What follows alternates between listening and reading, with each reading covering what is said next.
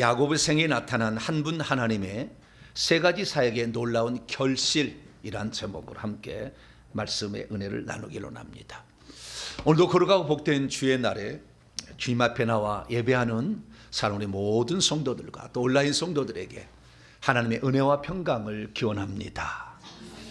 우리가 천국까지 가야 될 사람으로서 신앙생활을 잘 감당하시고 매주마다 선포되는 말씀을 영혼의 양식으로 잘 채워서 건강하고 튼튼하게 이렇게 살아가게 되길 바랍니다. 사람이 영혼 육이 있기 때문에 우리는 영의 말씀도 아주 중요합니다.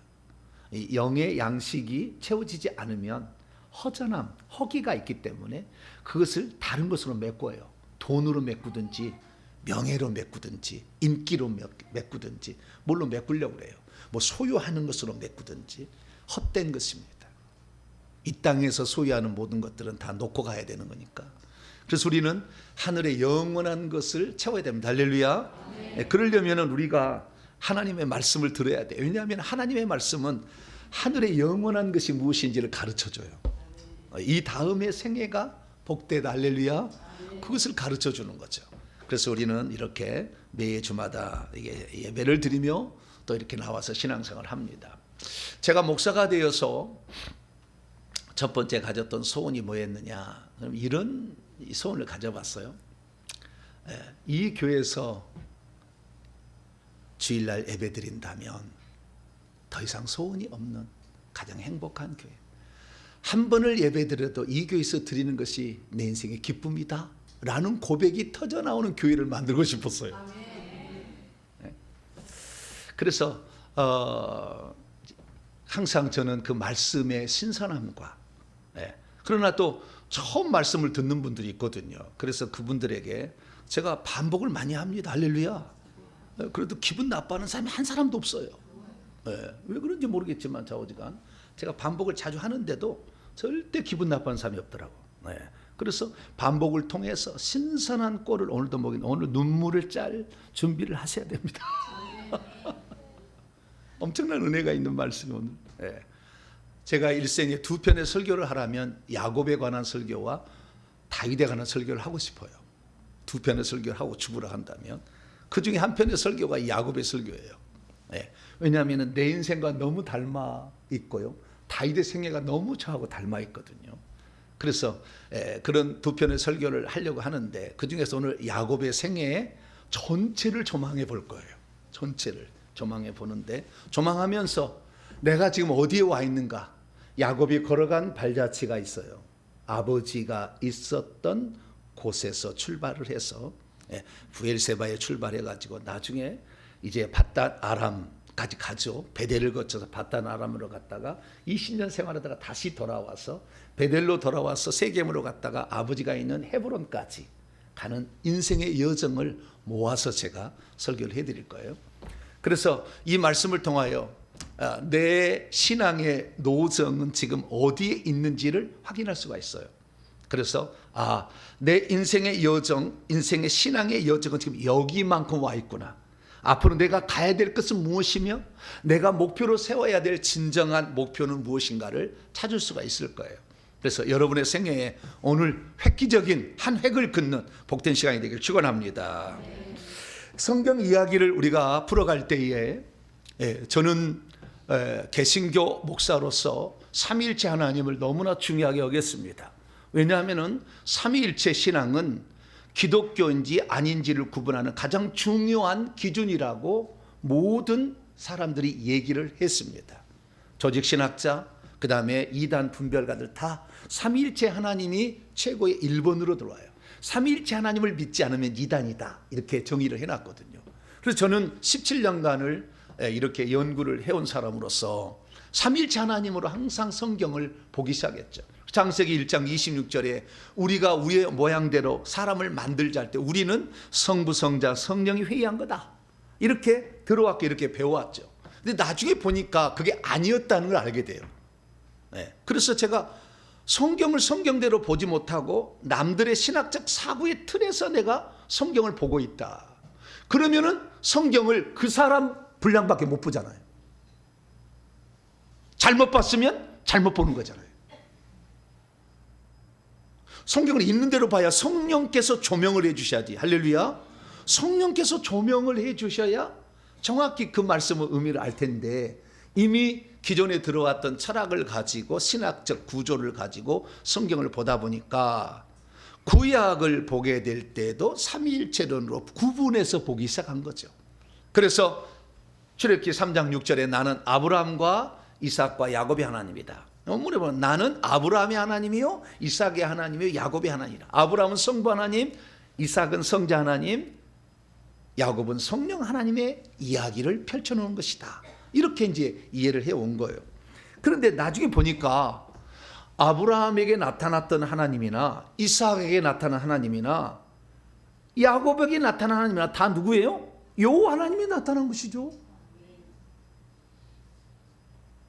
신약적 각도로 보려고 하니까 그런 생각이 들어가는 거죠. 그래서 원래는 한 분 하나님이 일하신 거예요. 그래서 우리가 한 분 하나님으로 봐야 되는데 그런 시각으로 나눠서 보다 보니까 병폐가 생긴 거예요. 왜냐하면은 우리가 조직신학적으로 공부를 하다 보면 성부 하나님은 모든 것을 계획을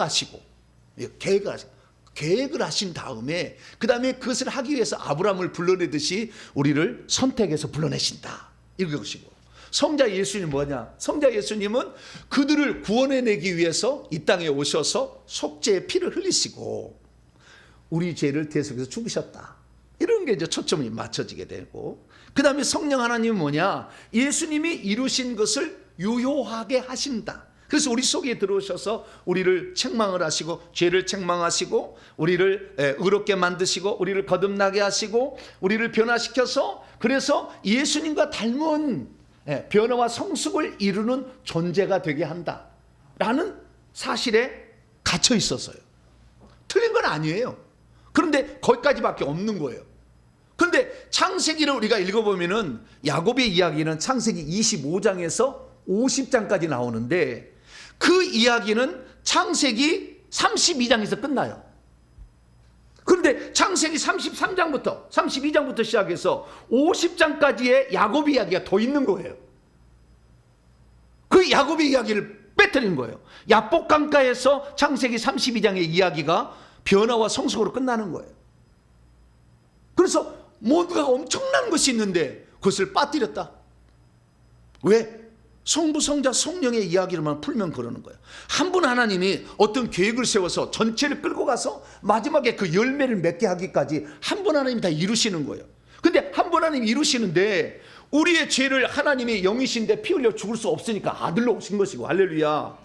아들은 육체를 가지고 있어서 모든 사람 앞에 자신을 다 도움을 주고 싶은데 내가 여기 있으면 저기 도움을 못 주니까 예수님이 죽어서 영이 되셔서 동시에 들어가 가지고 우리에게 도움을 주려고 성령, 생명 주는 영이 되신 거예요. 할렐루야. 그러니까 우리 인간 때문에 하나님이 성부, 성자, 성령으로 일하신 것이지 하나님이 할 일이 없어서 털 뽑아가지고 손오공처럼 훅 불어서 아들 만들고 훅 불어서 성령 만들고 이런 게 아니라 그 말이죠. 내가 정말 성경을 잘못 봤다.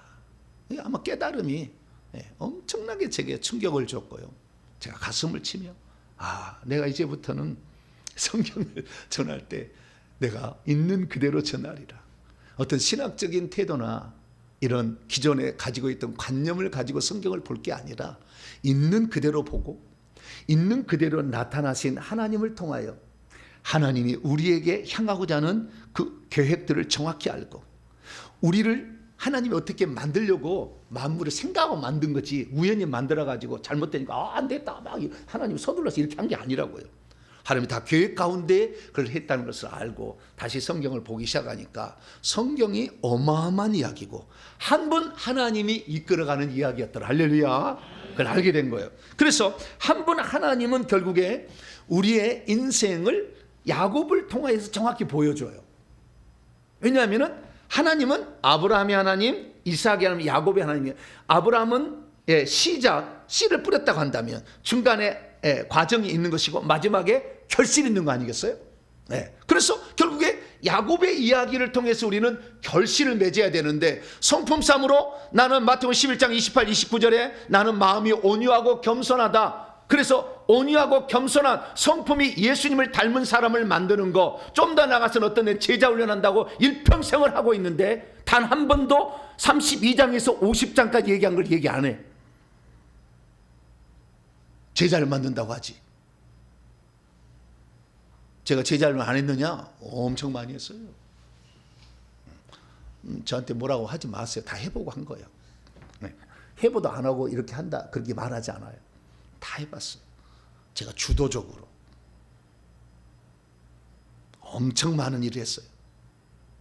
그러면서도 제가 나중에 눈을 뜨지 못했던 거죠. 그래서 오늘 저와 여러분은 눈을 뜨게 되시길 축원합니다.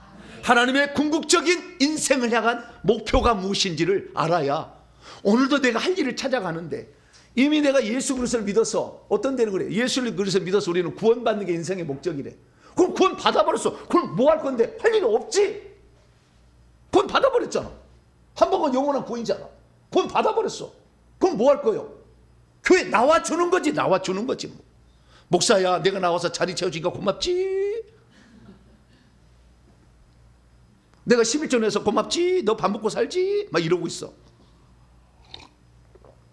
무엇 때문에 지금 신앙생활인지 잘 몰라. 어리석은 생각을 하는 거예요. 그래서 우리는 궁극적인 하나님의 목표, 목적, 인생을, 온 우주 만물을 지은 것은 인간 때문에 지은 거예요. 인간을 위하여 지은 거예요. 그럼 인간을 그냥 이 땅에서 잘 먹고 잘 살려고 지은 거냐? 그게 아니죠. 그렇기 때문에 그 사실을, 하나님의 원대한 목적을 알아야 되는 거죠. 그래서 그 한 분 하나님의 이야기를 우리가 잘 보게 되면, 그 한 분 하나님 속에서 또한 야곱의 생애 가운데서도 야곱에게 나타난 것이 여호와 하나님이셨지만, 야곱의 생애도 천천히 들여다보면 거기도 성부께서 일하시는 방식, 성자께서 일하시는 방식, 성령께서 일하는 방식이 찾아낼 수가 있어요. 왜? 한 분 하나님 이야기니까. 할렐루야. 야곱 이야기는 성령 하나님 이야기로 딱 끝나는 게 아니고, 거기만 딱 가둬 있는 게 아니고, 한 분 하나님이 하신다고 말. 할렐루야. 그러니까 야곱의 인생 가운데서도 우리는 성부와 성자와 성령께서 오늘날 신학적 관심으로 살펴보면 보게 되는데, 그런 얘기도 해주지 않아. 야곱에게 나타났던 성부 하나님은 어떤 역사를 이루었고, 야곱에 나타난 한 분 하나님이 아들 하나님으로서 어떤 일을 했는지도 가르쳐주지도 않아. 사실은 말은 삼위체 하나님으로 믿는다 하지만. 그래서 오늘은 야곱의 생애에 나타났던 이 한 분 하나님의 역사, 이분이 야곱을 어떻게 이끌어 갔으며, 뿐만 아니라 이 야곱의 생애 가운데서도 성부 하나님이 어떻게 역사하시고, 신학적 구분을 한다면 아들 하나님은 어떻게 역사하시고, 영이신 하나님이 어떻게 역사하는지, 그 부분까지 들여다 보려고 합니다. 그래서 우리는 지난 시간에 이 아브라함이 이삭을 바치는 사건을 통해서 뭘 깨달았냐면, 그날 이삭이 죽은 게 아니라 하나님이 자신을 보여준 것. 할렐루야. 그래서 바로 이 나사렛 예수 유대인의 왕이라는 이 죄패가 여호와 하나님이 자신을 드러내는 골고다 언덕에서 하나님의 아들로 오셔서 인류의 죄를 속한다는 말씀을 드렸어요. 그래서 그 얘기를 못 드시면 다 지난주 얘기를 반드시 들어보셔야 돼요. 그래서 이삭의 이야기, 이삭의 아들 예수님의 이야기는 성부 하나님의 아들로 오신 이야기다. 할렐루야. 그래서 한 분 하나님을 볼 수 있도록 제가 눈을 지난주에 열어드린 거예요. 이번에는 성령 하나님이라고 보통 얘기하는 야곱의 인생도 한 분 하나님이 일하신 거다. 할렐루야. 그걸 통해서 아하, 한 분 하나님이 야곱에게 이렇게 역사했구나. 그러면 우리도 야곱 같은 인생을 살아가게 될 텐데, 그러면 나는 과연 이 야곱에 나타난 하나님을 통하여서 나는 어느 단계에 와 있고 어느 단계로 가야 되는 것이며, 그 목표점이 무엇인지를 정확히 살피는 복된 시간 되기를 축원합니다. 자, 오늘 본 말씀은 어떤 말씀입니까? 7 대접 재앙을 가졌던 한 천사가 사도 요한에게 나타나서 크고 높은 산으로 데리고 올라가 보여준 거룩한 성 새 예루살렘에는 하나님의 영광이 가득하였는데, 거기에는 크고 높은 성벽이 하나 있었고, 성벽이 둘러서 있는 거예요. 둘러서 있고 12개의 진주문들이 동서남북에 각각 3개씩 있었는데 그 문들 위에는 이스라엘 자손의 12지파의 이름이 기록되었더라 했다는 말씀입니다. 왜 천국문에는 아브라함이나 이삭이나 야곱의 이름이 기록되지 않냐고?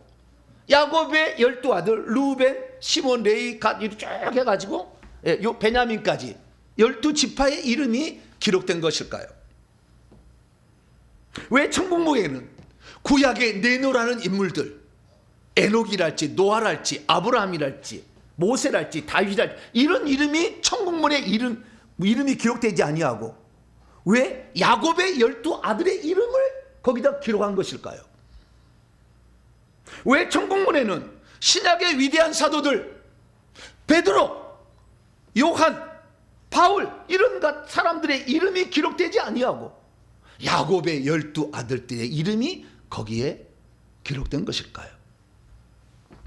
오늘 본 말씀은 7 대접을 받았던 아주 천국에서 큰 위치를 담당한 천사가 사도 요한을 데리고 크고 높은 산으로 올라갔어요. 이 크고 높은 산은 성 밖에 있는 산이에요. 성 밖에도 산이 있어요. 엄청 많이 산이 있어요. 성 밖에 엄청 넓습니다. 그 올라가서 하늘로부터 내려오는 거룩한 성 예루살렘을 보여줬어요. 땅으로 내려오는 것을. 높은 이 성 밖에 있는 어떤 산에 올라가서 높은 산에 올라가서 보여준 거예요. 그랬더니 이 성의 빛이 지극히 귀한 보석 같고 벽옥처럼 아주 맑은 그런 성이 이렇게 보였어요. 그리고 그 성을 보니까 다시 성벽이죠. 성벽이 있는데 크고 높은 성벽이 있었어요. 아무나 그리 못 들어간다 그 말이죠. 네, 크고 높은 성벽이 있었는데 그 성벽에 문들이 있더라는 거죠.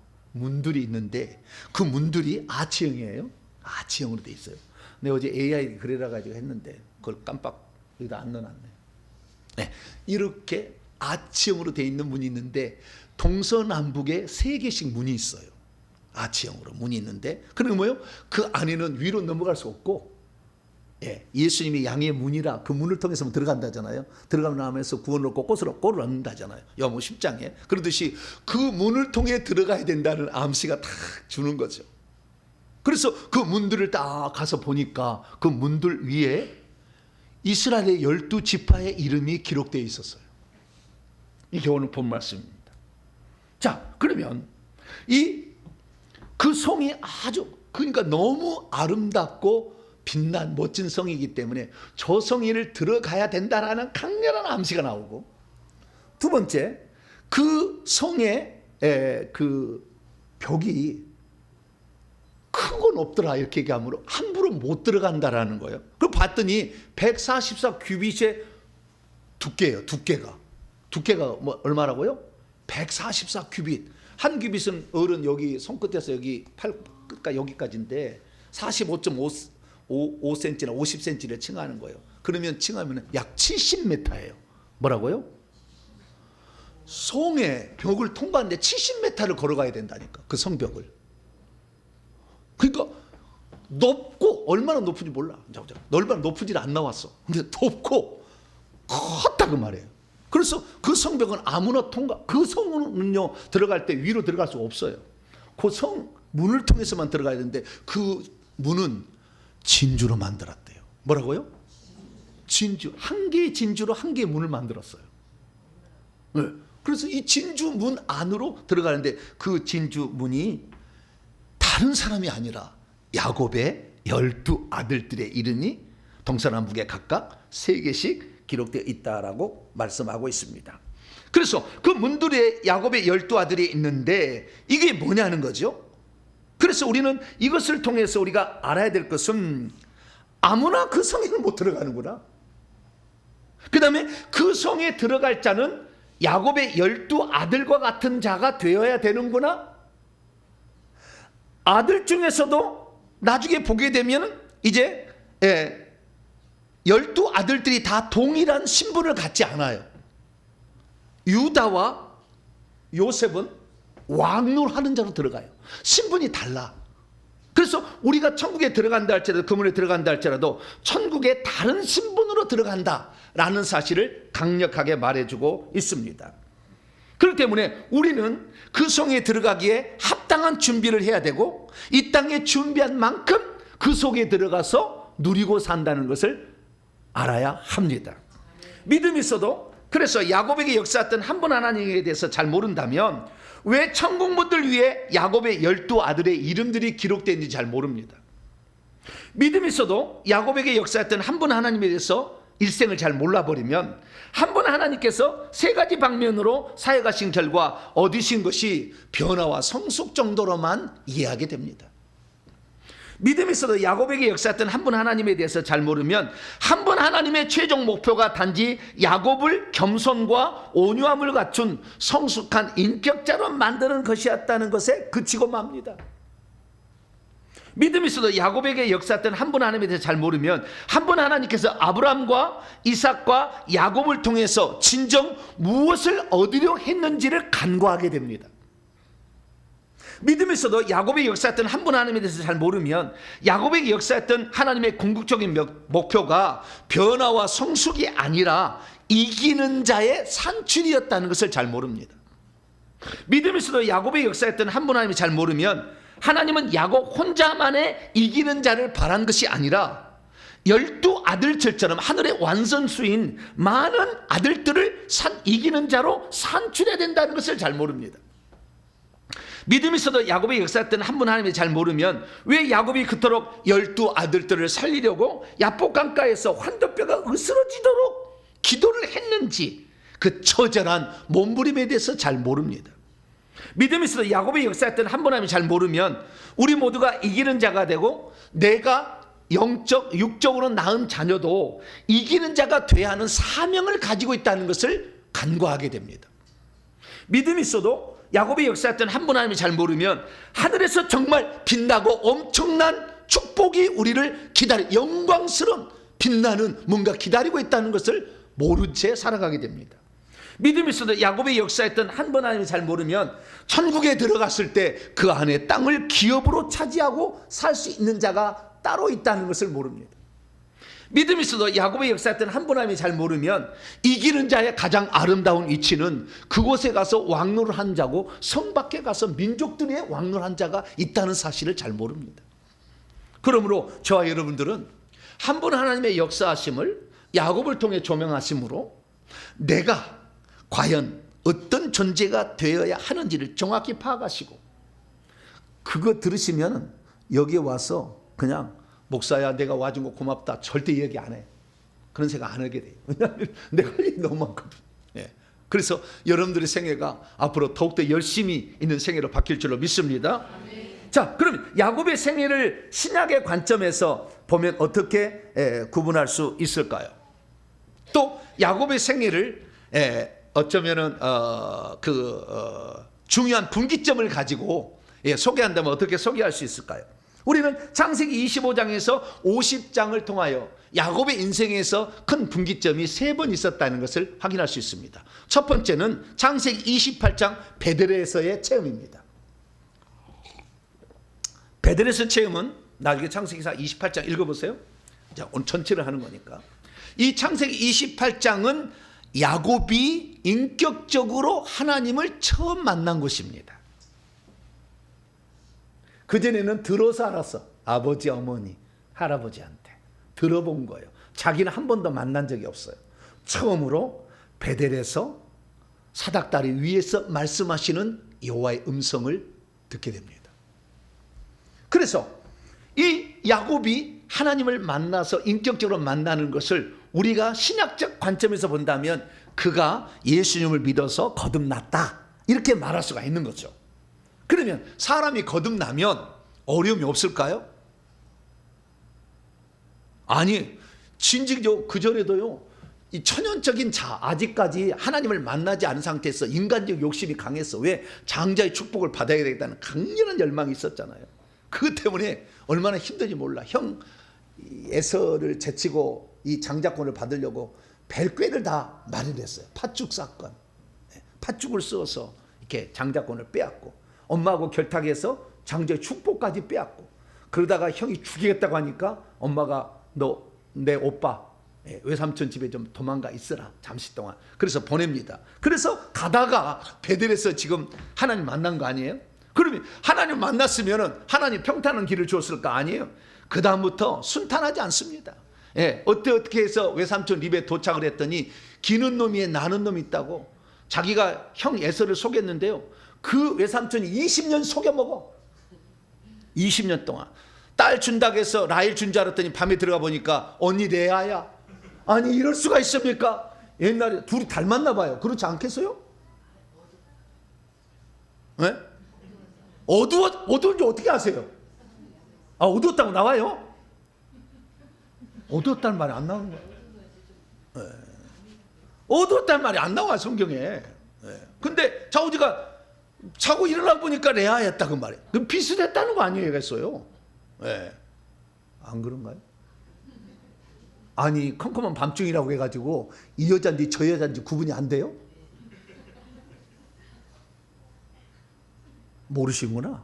어쨌든 자우지가 그래가지고 속였어. 이 나라 법도는 언니가 먼저 결혼하는 거다. 동생을 가지려면 7년을 봉사해라. 그래서 14년을 부려먹어. 그래서 14년 동안 두 여자를 얻으려고 14년을 뼈가 빠지게 일을 해. 그래서 14년을 일했더니 이제는 두 여자를 얻었잖아. 그래서 일주일 만에 2주일 만에 두 여자를 얻어버려 상품을 얻어버렸어. 그러니까 두 여자가 서로 남편 찾아겠다고 하다가 자식을 막 낳았는데 못 나니까 여종까지 들여서 막 자식을 낳게 해. 뿡뿡뿡뿡 낳아. 그래가지고. 그래 12명의 아들을 낳는 거 아니에요? 한 명의 딸하고. 예. 그래 자식을 많이 낳게 되니까. 근데 이제는 가야 되겠는데 아무것도 없이 빈 털털을 가면 안 되니까. 그래서 외삼촌 내가 잠잘 겨를도 없이 외삼촌이 봉사했는데 얻은 것이 없습니다. 이제부터 제게 좀 품삯을 주시오. 그랬더니 오냐 주겠다. 근데 아무래도 안 줄 것 같아. 그러니까 전혀 나을 수 없는 양떼, 아롱지고 검고 얼룩무늬 있는 거 이런 거 나면 그거 주세요. 그건 안 나오는 거예요 잘. 이거 이놈이 완전 밑돌았구나. 오냐. 예, 그럼 나면 네가 다 해라. 그런데도 하나님이 역사하셔가지고 이 6년 만에 두 떼를 이뤘어요. 할렐루야.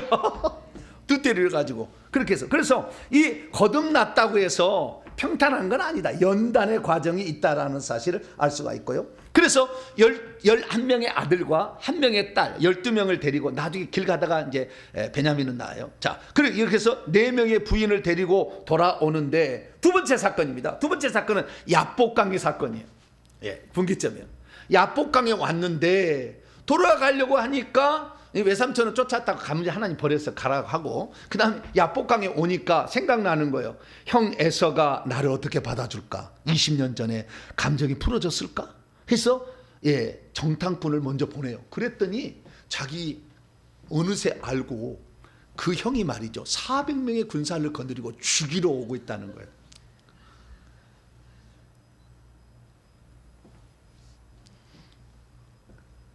자기가 나름대로 외삼촌에서 일을 많이 해가지고 합당한 대가로서 아내와 12명의 자식과 가축의 두 떼를 이루고 지팡이 하나로 건너뛰어 올라오고 있는데 자신을 보호하고 처자식과 가축을 보호할 아무런 힘이 없다는 것을 발견합니다. 내가 이럴 줄 알았으면 군사를 좀 모집할 걸. 그런데 오다가 보니 어디서 군사를 얻을 수가 있어요?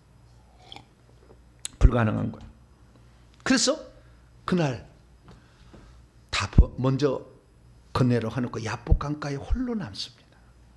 그래서 기도합니다.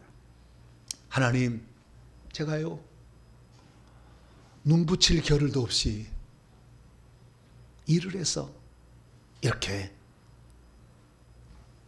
귀한 아들들과 딸과 처를 얻었는데 이것을 보호할 힘이 없어요. 나는 어떡합니까? 내가 지금까지 수고해서 얻은 모든 것들을 하루아침에 잃을 것 같습니다. 하나님, 제발 나를 좀 만나 주셔서 이것을 지키고 보호할 방법을 내게 좀 알려주세요. 하나님께 간절히 간구합니다. 그러나 그는 자신이 할 수 있는 일이 없다는 것을 발견하게 됩니다. 그런데 그때 영안이 열려버렸어요. 뭐라고요? 영안이 열렸어요. 그래서 그 앞에 온 그 기도를 받아갖고, 야곱의 기도를 받아가지고 하나님께 올라가려고 하나님이 보낸 천사가 있는 걸 발견해요. 이놈이 아니지, 요게 지금 하나님이 보낸 천사구나. 네, 이놈을 붙잡아가지고 반드시 응답을 받아내겠다. 그러니까 그게 하나님으로 생각한 거예요. 하나님 천사인데 보통 그러잖아요. 하나님을 대신해 오잖아요. 그러니까 이게 하나님이다 생각하고, 하나님! 내가 이 처자식을 어떻게 해서 이게 얻은 건데 다 잃을 것 같아요. 다 잃을 것 같아요. 오늘 내가 하나님이 나를 도와주지 않는다 한다면 나는 이제 망했습니다. 이제 나는 망했으니까 제발 나를 좀 도와주세요. 나를 도와주세요. 내가요 잘못한 거 다 알아요. 형 에서에게 내가 빼앗아서 속인 거 내가 다 알아요. 내가 잘못했어. 그래서 내가 20년 동안 고생했잖아요. 그래서 이제 고생했으니까 이제 괜찮을 것 같은데, 이제 와서 이제 형이 나를 죽이겠다 하는데 이걸 내가 어떡합니까? 하나님 나 좀 살려주세요. 나 좀 살려주세요. 막 그런 거예요. 얼마나 붙잡고 그걸 하는지 밤새도록 붙잡고 안 놔주는 거예요. 나리스에서 이제 천사가 야곱의 기도를 갖고 보고를 해야 되는데 못 가게 하는 거예요. 얼마나 붙잡았는데. 그러니까 그 천사가 말이죠, 안 되겠다 싶어가지고 나는 가야 되겠고 너는 나를 안 놔주려 하니 너를 오늘 끝내야 되겠다 해서 야곱의 환도뼈, 허벅지 관절을 쳐버려요. 그래가지고 뼈가 부러집니다. 일평생 절었어요. 그래서 그는 절면서 하나님을 항상 기억했어요. 자, 환도뼈를 쳐버려요. 그래서 환도뼈가 부러집니다. 환도뼈가 부러지니까 힘을 쓸 수가 있어요, 없어요? 네? 힘을 쓸 수가 있을까 없을까요? 그전에는 이 양반이요 76세에 갔거든요. 96세에 20년 돌아오는데 젊은 처자를 수십 년 차이가 난 처자도 얻었어요. 그런데도 얼마나 혈기가 왕성하든지 11명이 자식을 낳았잖아. 76세의 할아버지가 96세까지 엄청 자식을 많이 낳았어. 그런데 그렇게 힘이 있었던 야곱, 그런데 이놈은 허벅지 관절을 쳐가지고요 더 이상의 힘을 쓸 수가 없네요. 그러면 힘을 쓸 수 없으면 낳아야 되잖아요. 그런데 야곱은 놓고야 되면 어떻게 돼요? 저 자식을 살릴 길이 없잖아 또. 그러니까 죽게 살기로 다시 또 다 잘 받드는 거예요. 죽게 살기로. 왜? 방법이 없잖아, 방법이. 그래서 오직 하나님만이 내 처자식을 살릴 수 있는 유일한 길입니다 라고 그 천사를 안 놔주니까 허벅지 관절을 쳐서 힘이 없어서 빠져가지고 힘을 쓸 수 없는데도, 씨름할 수가 없는데도 계속 붙잡으니까 이 천사가 하나님을 대신하여 말을 하는 거예요. 하나님께 응답을 받았겠죠. 하나님을 대신하여 말을 합니다. 말을 뭐 어떻게 하느냐. 자, 보면은요 이 창세기 32장 28절에 보니까 천사가 야곱이 말하기를 내 이름이 무엇이냐. 야곱은 발꿈치를 잡은 자란 뜻이에요. 그러니까 형하고 에서하고는 쌍둥이로 태어난 건데 형이 먼저 나오려고 했어요. 아니 야곱이 먼저. 근데 형이 뚫고 나와버렸어요. 그래가지고 동생이 형이 먼저 나간다고 형 발꿈치를 잡고 안 돼! 그러고 나왔대요. 내가 지은 말이 아니고 성경이 그렇게 얘기해요. 형의 발꿈치를 잡고 나왔어. 얼마나 네가 먼저 나가면 내가 먼저 나가야 되는데 막. 그래가지고 발꿈치를 잡은 자였는데 내 이름을 다시는 야곱이라 부를 것이 아니요 하나님과 겨루어 이긴 자라고 부를 것이니 내가 하나님과 사람들과 겨루어 이겼습니다. 이렇게 얘기를 한 거예요. 여기서 우리가 이기는 자의 첫 출현을 봅니다. 창세기 32장에서. 그래서 이 창세기 32장의 역사는 거듭난 사람이 이기는 자가 되는 과정을 얘기하고 있고, 이기는 자가 창세기 32장 50장까지 이야기가 또 있다는 거예요. 그러니까 성령 하나님의 역사는 단지 거듭난 구원받은 자가 아니고 연단의 과정을 통하여 이 야복 강가의 체험을 통해서 이기는 자로 바뀐다는 거예요. 그러면 그 야복 강가는 뭐냐? 내가 그동안 의지했던 모든 힘들을 내려놓는 거예요. 왜냐하면 내려놓지 않으니까 하나님이 허벅지 관절을 쳐버렸잖아요. 그래서 내 힘과 내 꾀만을 의지했던 것으로는 내가 가진 소유를 지킬 수가 없다. 또한 내 아버지 집으로 가서 영원히 살 수가 없다라는 사실을 알게 됐을 때 그냥 자기를 포기하는 거지. 1차적으로 이게 야복강가예요. 자기를 포기한 거예요. 첫째. 두 번째, 하나님만이 나를, 내 가족을 지킬 수가 있다라는 것을 고백을 하는 거죠. 할렐루야. 예. 그래서 이 야복강가의 체험은 이 야곱에 있어서 대전환을 이루어집니다. 그 전까지는 다 자기의 욕심대로 살았어요. 내가 속여서 다 빼앗을 수 있고 내가 다 할 수 있어. 예. 내가 다 힘 써가지고 11명 낳았잖아. 12명. 그래 안 그래요? 다 할 수 있다고 생각한 거예요. 그런데 나중에 보니까 결정적인 순간에는 하나님의 도우심이 없으면 절대 불가능하다는 사실을 깨닫게 되는 거죠. 그래서 그가 그때 이겼다는 말은 뭐 싸워서 이겼다는 말이 아니에요. 정확히 말하면은 어떤 누가 싸운 게 얘기 아니고 정확히 이것은 이겼다는 말은 프리베일이라는 거, 영어로 말하면 프리베일, 극복하다, 이겨내다는 거. 그 상황을 이겨낸 거예요. 그 상황을 이겨내는 거예요. 어떻게 이겨내는 것입니까? 자기의 옛사람은 십자가에 못 박아 죽이고 하나님을 붙든 거예요. 할렐루야. 이게 바로 자아를 파쇄하고 하나님을 붙잡은 거라.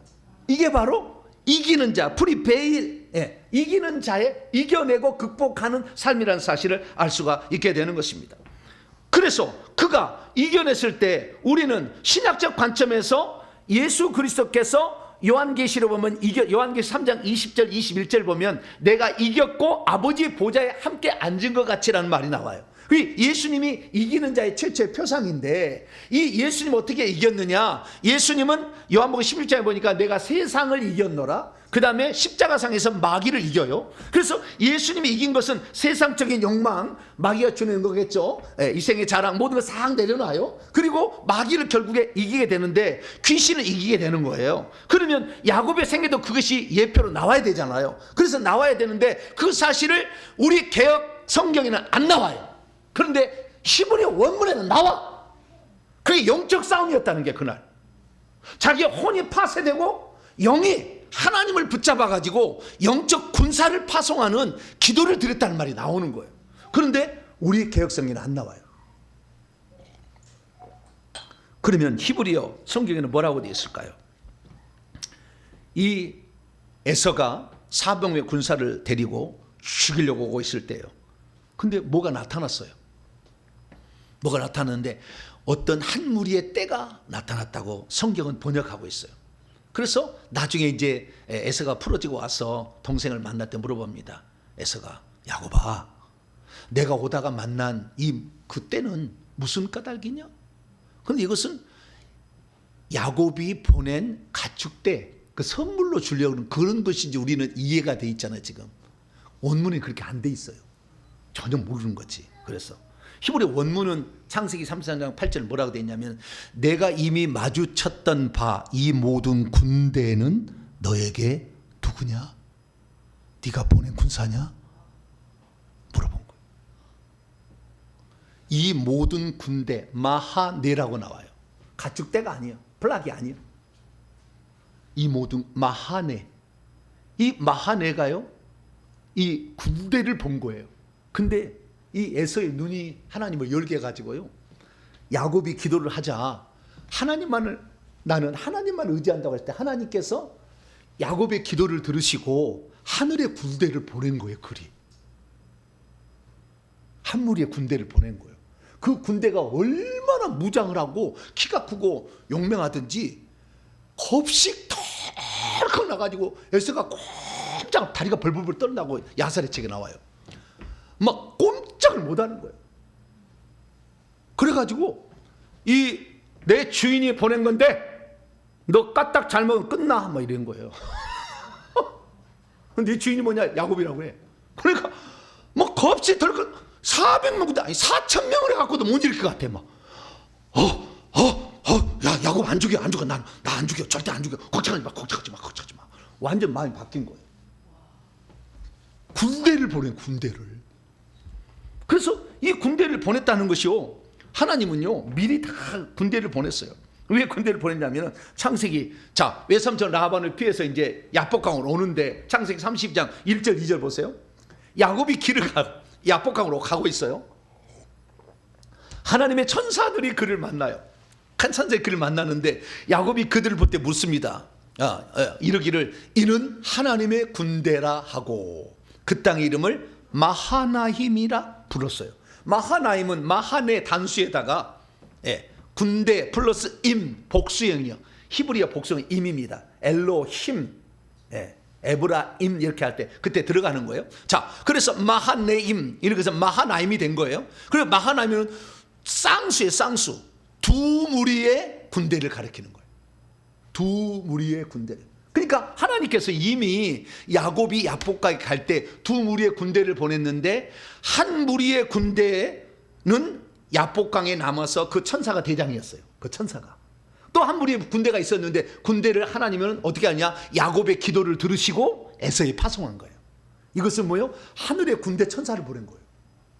그래가지고 제압을 해버린 거예요. 할렐루야. 그래서 여러분의 기도가 귀신을 제압하는 거예요. 할렐루야. 영적 전쟁을 정확히 수행했다는 것을, 그래서 영적 전쟁, 그때 야곱이 뭐 했어요? 내가 형 에서에게 잘못한 거 용서해달라. 내 신만 의지한 거 용서해달라고 회개 기도를 한 것이고, 오직 하나님만이 내 문제를 해결할 수 있다고 하나님을 붙든 거예요. 할렐루야.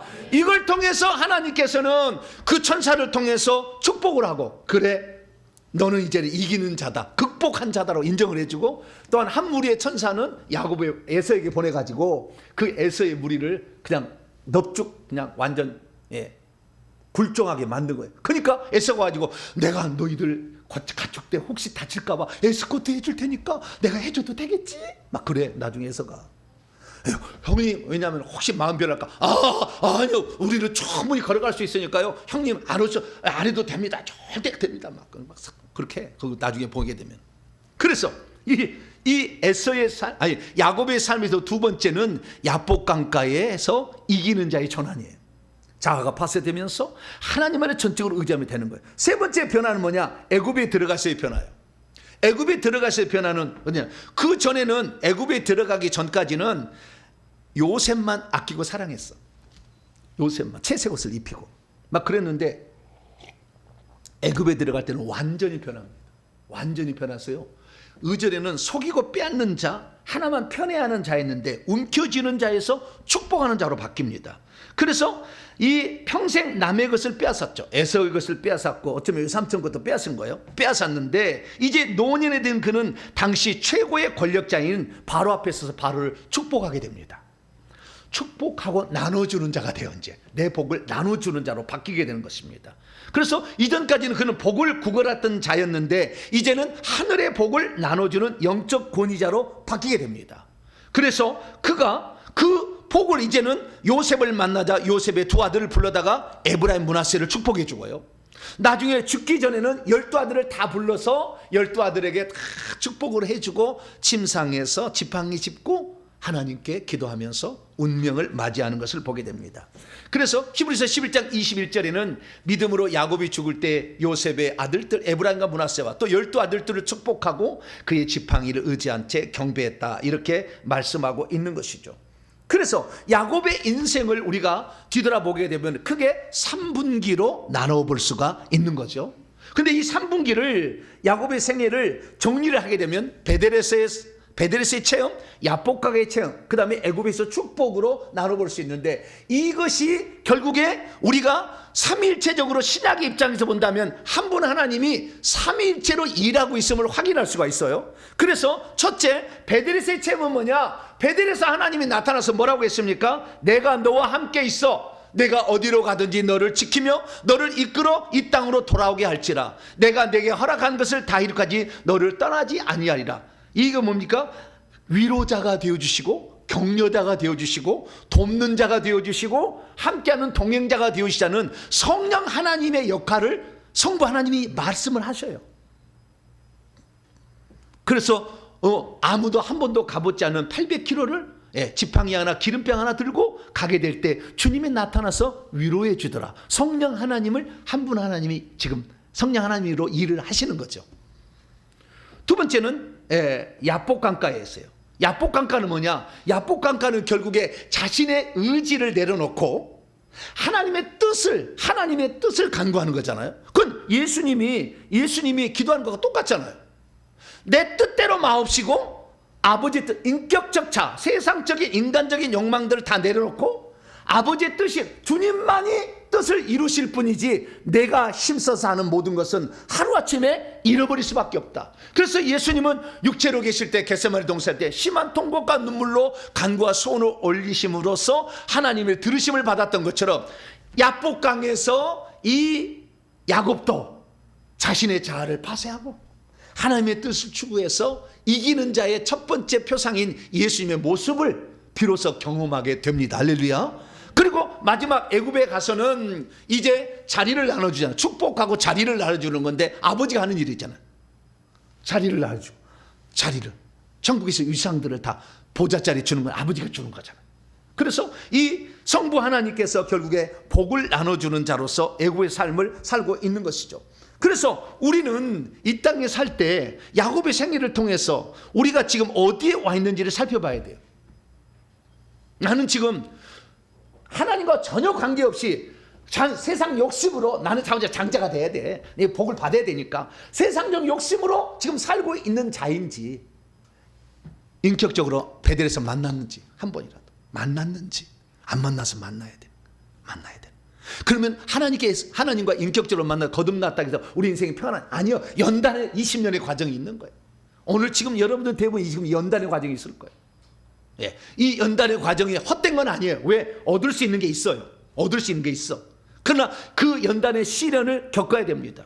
그 겪은 시련을 우리가 한번 찾아봅시다. 성경 여러분 창세기 샀습니다. 창세기 31장.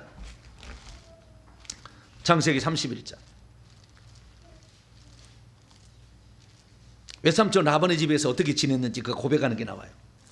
창세기 31장 38절에서 40절까지 있습니다. 시작. 내가 이 20년을 외삼촌과 함께 하였거니와 외삼촌의 암양들이나 암염소들이 낙태하지 아니하였고 또 외삼촌의 양떼의 순양을 내가 먹지 아니하였으며 물려 찢긴 것은 내가 외삼촌에서 가져가지 아니하고 낮에 도둑 맞았든지 밤에 도둑을 맞았든지 외삼촌이 그것을 내 손에서 찾았으므로 내가 스스로 그것을 보충하여 물어주었으며 내가 이와 같이 낮에는 더위와 밤에는 추위를 무릅쓰고 눈 붙일 겨를도 없이 지냈나이다. 20년의 세월이 여러분 그러지 않아요? 지금 눈 붙일 겨를이 없이 지내는 거예요.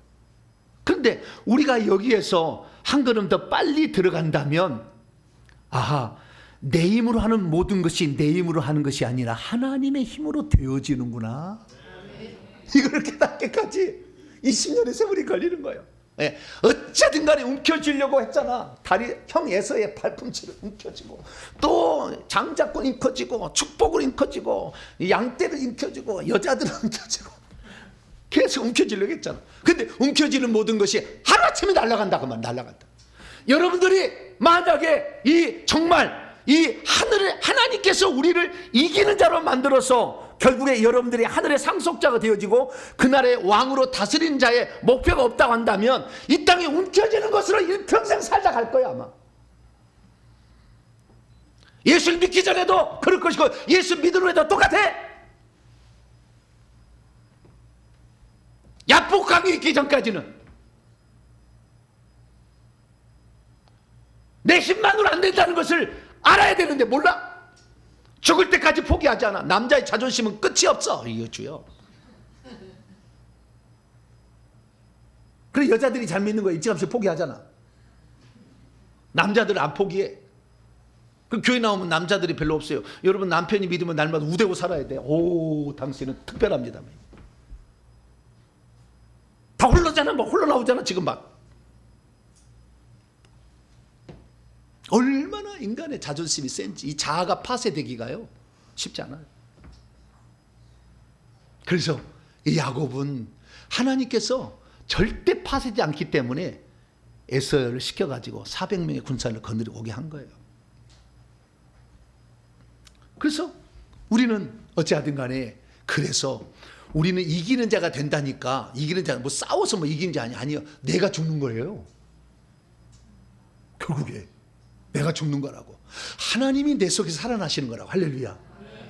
혼의 사람이 육의 사람으로 바뀌는 거예요. 흙에 속한 사람이 하늘에 속한 사람으로 바뀌는 거예요. 이게 바로 이기는 자가 되는 거예요.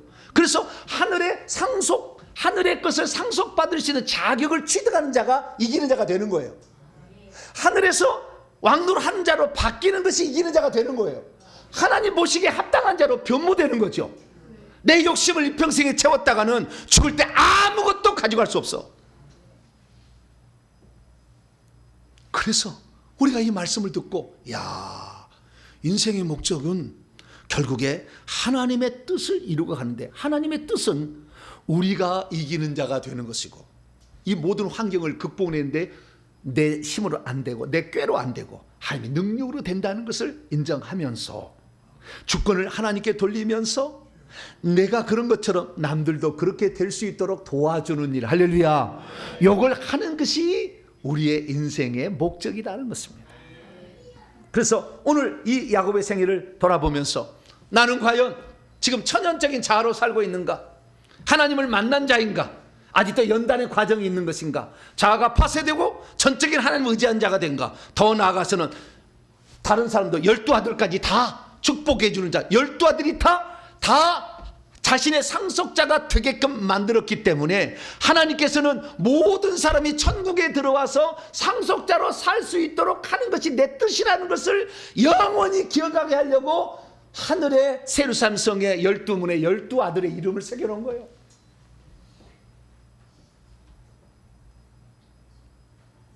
주님의 궁극적인 목적은 무엇입니까? 결국에 이기는 자가 되어서 하늘에 속한 모든 것들을 상속받는 자, 그런 자가 되는 것입니다. 오늘 저와 여러분은 어떻게 살아왔습니까? 저도 이가 똑같이 산 것 같아요. 예수 믿기 전에 18살 때까지는 내가 세상에 성공해 보려고요, 얼마나 내가 생각해 봤어요. 내가 이 가난한 똥구멍이 찢어지게 가난해요. 왜냐하면 이게 지푸라기로 똥구멍을 닦으면 똥구멍이 찢어져요. 옛날에는 푸세식 변소가 있었어요. 그래서 똥구멍이 찢어지게 가난한 이런 가정에서 태어나서 내가 과연 인생을 어떻게 살아야 성공할 수 있을까? 그래가지고 연구를 해봤어. 내가 연구를 해보니까 공부를 해야 되겠더만. 학교를 가니까 공부를 하면 내가 잘할 수 있겠다 생각했어요. 그래가지고요, 제가 공부를 초등학교 때는 잘 몰랐어. 그럼 점점 터득해서 중학교 올라가자마자 공부를 했어. 중학교 올라가자마자 5등 나더만. 5등, 전교 5등.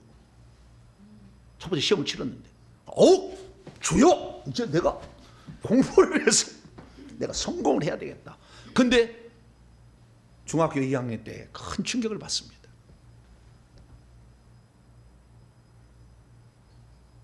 저 밑에 있는 놈이 12등 한 놈이요, 어느 날 2등이 돼버렸어.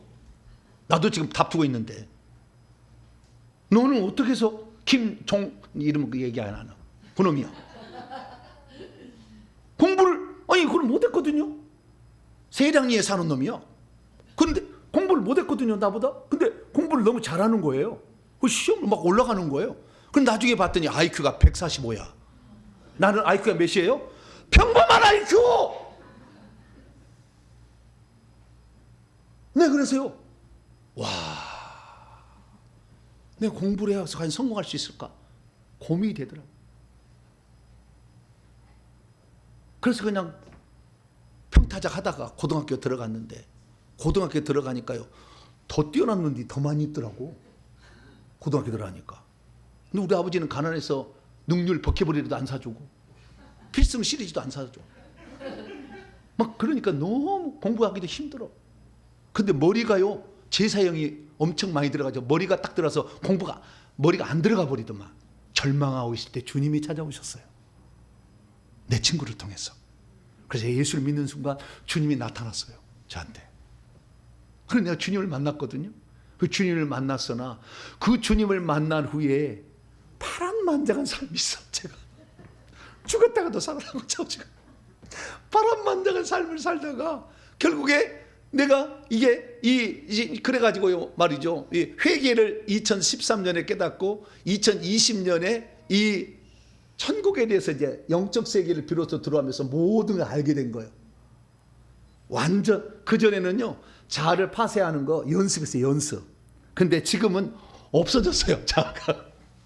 그냥 워낙 회개를 해가지고 귀신이 나가니까 이게 가능하더라고. 그래서 여러분들도 이렇게 되니까요 하나님 복을 주시는데, 지난주에도 제 설교만을 듣고 이름도 모르는 사람이 1억을 헌금을 했어요. 형제들도 1,000만 원 주기 어려워요. 어려울 때. 네. 그런데도 그렇게. 그래서 지금 이 하나님의 원대한 뜻을 이룰 수가 있는 거예요. 할렐루야. 그래서 우리가 이 과정 속에 나는 야곱의 생애가 어느 부분에 와 있는가. 그래서 결국에 나만이 아니라 다른 사람도 그런 사람이 되도록 우리가 힘쓰게 생활한다 한다면 하나님을 여러분을 귀중하게 보실 것이고, 천국에서 아들일 뿐만 아니라 상속자가 되고 왕노한 자가 될 것이니 꼭 그렇게 되는 자가 되길 축원합니다. 거룩하신 하나님 감사합니다. 오늘 수많은 사람들이 교회를 왔다 가지만 하나님이 인생을 향한 목적이 무엇인지를 깨닫지 못한 채 살아가고 있습니다. 주여, 야곱의 생애를 통하여 나의 위치는 어디 있는가 살펴서 하나님이 바라시는 이기는 자가 되고 결국에 자기에 속한 모든 사람들을 이기는 자로 만드는 야곱 같은 삶을 살아낼 수 있도록 도와주시옵소서. 우리 주 예수 그리스도의 이름으로 기도하옵나이다. 아멘.